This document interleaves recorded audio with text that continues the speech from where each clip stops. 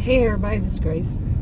In this video, I'm going to talk about those of us we think of ourselves as highly sensitive people. Okay, and I'm not talking about empaths in this one, but yeah, highly sensitive people. And I'm going to talk about some of the things that I have experienced that I notice more and see if other people do too. Okay, I don't really want to go through I think some people have something like this, like the difference, just the senses, like differences in hearing. I hear things that other people don't hear. But if somebody's whispering to me in my ear and there's other noise going on around them, I hear the other noise and not the whisper. Okay, and then there's, I smell things before other people smell them, like, say, a natural gas leak. That's happened to me more than once, really. And and it would turn out that it was. I was in the 10th floor of a building, the top floor, and I could smell it, and it was a main had busted down. They were working on the roads and all this stuff. Yeah, but and nobody wanted to believe me. That happens quite often. So anyway, along that line, beyond the senses, well, maybe not. No, this isn't beyond the senses. But here's another one.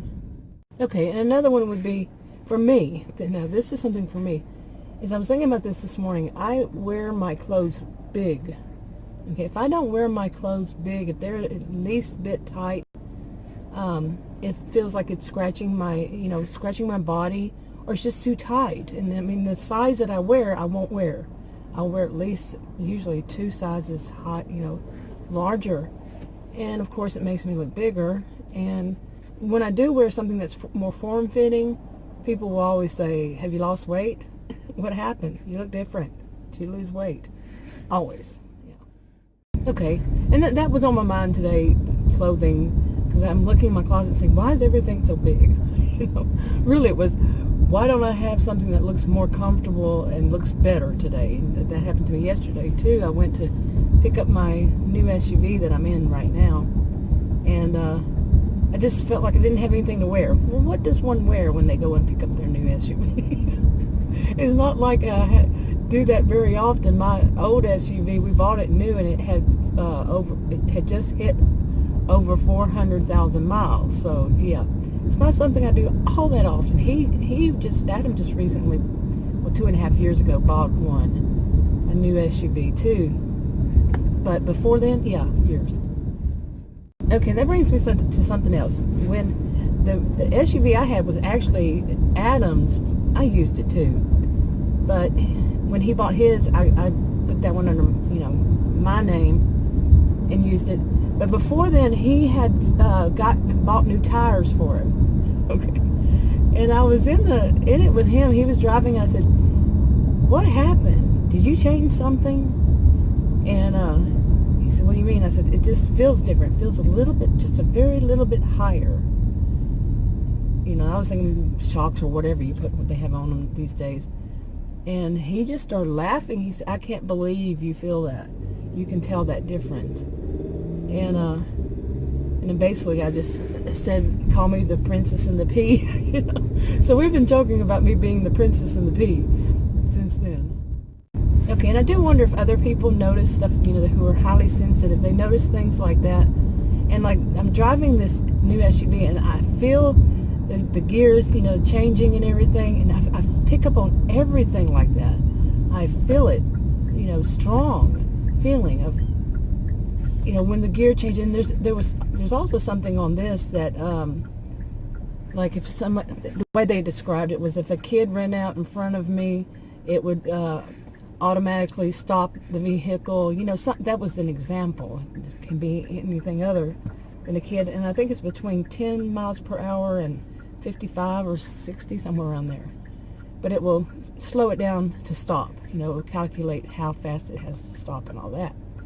But that and there's a button that I can push right next to it or close to it. Wait, I'm saying that wrong. Actually, I got that all wrong. It's that it has a button that I have to push on to where, like, if I'm stopping at a stoplight And this drove me nuts. When I first got it, I didn't know that it needed to be on instead of off. But like I'd stop at a stoplight and it would switch it to the idle, when it's idling, it would switch it to off to save fuel. Well, Adam remembered that. He said there's a button. He showed me which one it was. I knew that. I was pretty sure you could turn it off. But that whole thing was so irritating to me. Here I am, there I was driving it home from the car dealership, and it kept doing that, and it was so very irritating because you're not expecting it to. However, it cuts it off. I mean, it doesn't go totally dead, but it does something similar to that. I mean, if you're used to, you're just driving and you stop and then you just keep driving, but then it would cut it back on, and too much, way too much. Okay. And also, when it comes to sound, I hear like the blinker is different than what I'm used to hearing, things like that. And that doesn't irritate me, but loud sounds, oh yes, irritate me a lot. Especially, when I was younger, I couldn't figure out why anybody else could handle this. We'd go to, like when I was a young adult, and I was married when I was 18, so, but, I'd go as the designated driver for my friends or something when they went to a club or a concert, and the music would be really loud, and I never could figure out, how do people handle this? It bugged me so bad. It would bother me, and I would have to put my hands over my ears, but I could still feel it like in my body. And even sometimes I felt it like I thought it was. I could be wrong on all of this and all of it.